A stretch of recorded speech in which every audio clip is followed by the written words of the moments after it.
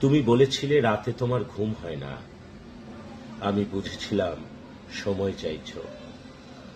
তুমি বলেছিলে আকাশে কি মেঘ করেছে দেখো। আমি বুঝেছিলাম তোমার মন খারাপ।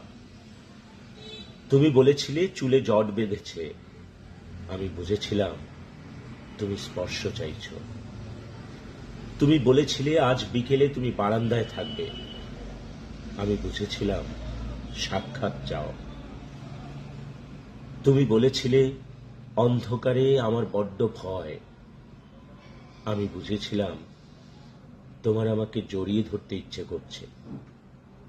তুমি বলেছিলে সমুদ্রে যাবে। আমি বুঝেছিলাম পাশাপাশি হাত ধরে হাঁটতে চাইছ। তুমি বলেছিলে নীল প্রিয় রং। আমি বুঝেছিলাম তোমার কষ্ট হচ্ছে। তুমি বলেছিলে ঠোঁট ফেটেছে। আমি বুঝেছিলাম চুমু খেতে চাইছ।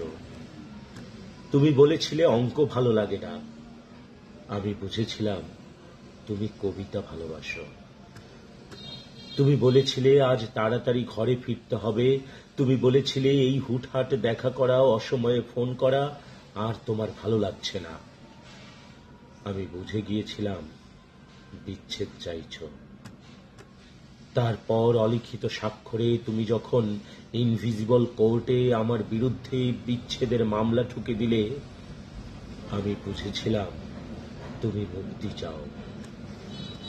এরপর সব বুঝে যখন আমি দার্শনিক, সব মিটিয়ে তুমি যখন অন্য ঘরের ঘরণী, একদিন আমাদের দেখা হলো। তখন তুমি জিজ্ঞেস করেছিলে কেমন আছো। আমি বুঝে গিয়েছিলাম তুমি ভালো নেই।